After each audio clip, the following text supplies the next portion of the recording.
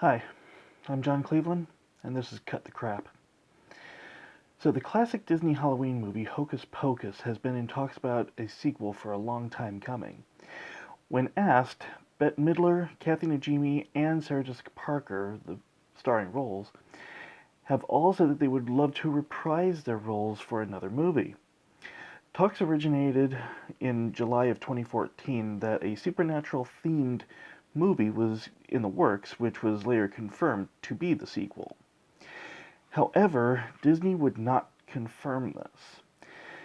Then, after a November 2015, when Bette Midler stated on Facebook, quote, "After all these years and all the fan demand, I do believe I can stand and firmly say an unequivocal no," unquote, about a sequel, even though they've all said that they would love to do it. In October 2016, though, Sarah Jessica Parker was asked by Andy Cohen about a sequel. She said, "I would love that. I think we've been very vocal that we're very keen." Who wouldn't? In September of 2017, Mick Garris, writer of the classic, admitted that he was working on a script for Hocus Pocus 2 that could potentially be used as a made-for-TV film for Disney Channel, Freeform, or ABC, which will be rewritten by Scarlett Lacey of the Royals fame. Cut the crap, okay? When Hocus Pocus was originally released in 1993, it was far from critical or commercial success. That's a given. It was a live-action Disney movie when the world really wasn't ready for live-action Disney movies yet. However, due to the nostalgia for those born around the early 90s and those growing up in the early 90s, many Disney-affiliated networks have brought back the movies during the Halloween season, catching up on the niche market. Now, many of you who have watched previous episodes might be thinking that this is a leave a classic alone.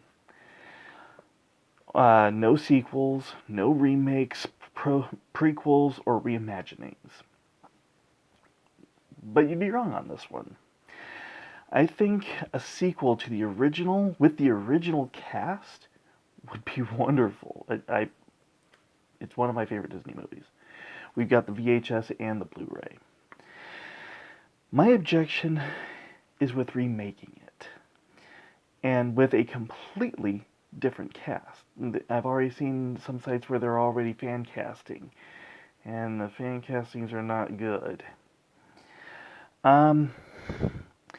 If Disney wants a new cast, which is completely understandable, the stars are now, well, let's face it, no amount of potion can take you back 20 years. I mean, technically. Not unless they get some of that Benjamin Button stuff. But if you want to get a new cast, make it a prequel. You know, how the Sanderson sisters learn their magic. Or play it on Winifred's vanity. You know, how she hated each sister as they were born because they took away from Winifred's limelight, you know? If you don't like that, then Hocus Pocus animated. The Disney Corporation has already had a great commercial success with Once Upon a Time integrating so many of their classic works, as well as integrating characters like Mulan, Rumpelstiltskin, the Wicked Queen from The Wizard of Oz, and also Beauty and the Beast, which I was very skeptical on to begin with, but I can honestly tell you after watching the live-action remake with Emma Watson, it was pretty decent, actually. And I'm not lying on that one. I actually liked it. Anyway, if you want to remake it or something, don't go the same direction you've gone before. Go animate it. Make it into a movie, or make it into a made-for-TV movie, but animated with the original cast. Or, you know, make it into a series. I mean, we all know how much Disney loves to make a series based on something. I mean, just look at Frozen. Now we come to where it actually comes down to Disney. Now Disney is all about the bottom line. Box office, merchandising, big one, character recognition, and franchisability. Because let's face it, if it's Disney, they're going to get every single cent that they can out of it. The original Hocus Pocus was recently put out on their Blu-ray releases, catching up with the nostalgia from the markets that they've proven already have a market for. Spirit Halloween superstores actually have an exclusive line of products from Hocus Pocus, ranging from the costumes and wigs with accessories like their rings, their hair, the whole spiel, all the way down to plush blankets, hangings. Hell, we even bought the coaster sets. But several years back, there was even a Sanderson Barbie line, which it was basically just Barbies with the Sanderson costumes, but Billy was actually pretty pretty decently made.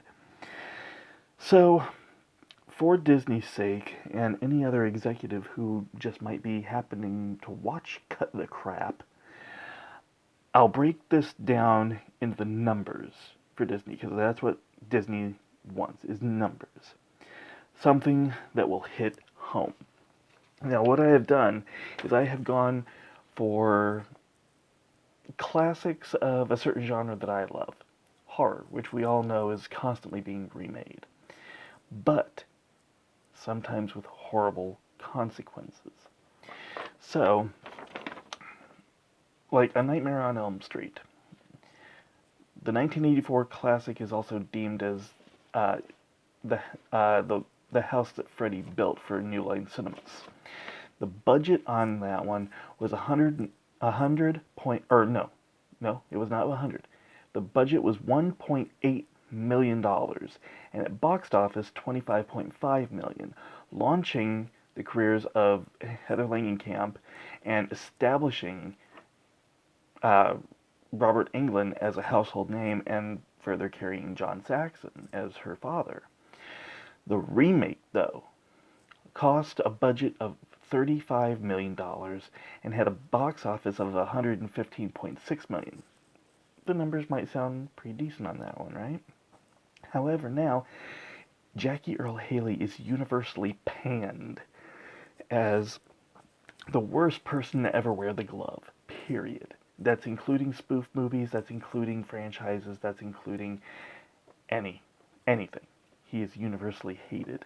I have it, but that's only because I like, one scene, which is usually what it comes down to in remakes, is one scene that changes everything. But it's still universally hated. The Friday the 13th, the original one had a budget of $550,000. It had a box office of $59.8 million, and also launched several careers. The biggest and most mentionable one being Kane Hodder, which has been a horror staple ever since as well. The remake, though, cost $19 million to make and only made $92.7 million. And that one starred Derek Mears, which, it's still taking him a while, but this was made almost a decade ago. It shouldn't have taken that long to make him a household name like it did with Kane Hodder.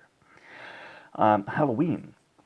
The original Halloween with John Carpenter had a budget of $300,000 to $325,000 and had a box office of $70 million.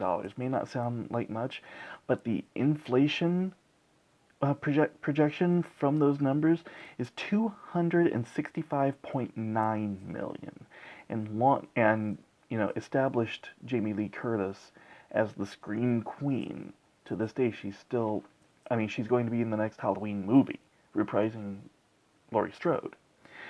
But the remake, Rob Zombie's Halloween, which a lot of people like it, the budget on the remake was $15 million. And the box office was $80.2 million. But Rob Zombie really doesn't care because he just makes what he wants.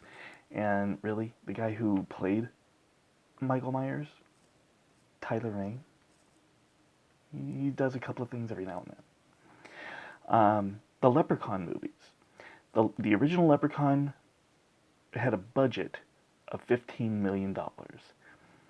Or no, $1 million. $1 million on the original Leprechaun.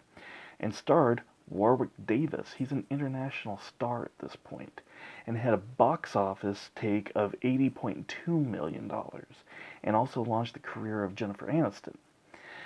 But the remake, Leprechaun Origins, starring Hornswoggle, went direct to video.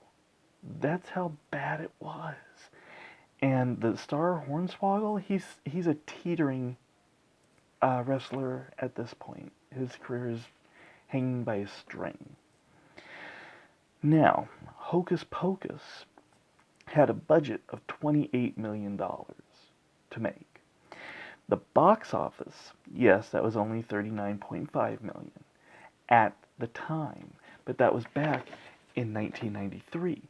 Since then, the merchandising, the franchising, the repeats, the special release Blu-rays and DVDs and everything, those have brought in so much money for Hocus Pocus that's why I believe that they said yes to a sequel. Now, Mick Garris has been writing the Hocus Pocus 2 script. There's been a call for it on Broadway. What I suggest is you follow Mick Garris's lead. Make Hocus Pocus 2, bring back the original Sanderson sisters, Sarah Jessica Parker, Kathy Najimy, and Bette Midler. Bring them back. Make it a reappearing story. The Winifred's book brought them back by itself after having the Black Flame candle lit, or whatever Mick Garris has decided to go with. Just don't make it a remake or a reboot. Those will kill a franchise. They will kill a franchise. It'll cost more than it'll ever make, and it might even just go direct to video, and who's really going to want to watch it direct to video? They're going to wait for it to be on demand, on free, on Netflix, and then they'll watch it. It'll bring in no money for Disney in the long run. Maybe they might get them on Once Upon a Time. Anyway, that's my take. This is John Cleveland, and this has been Cut the Crap. And seriously, cut the crap.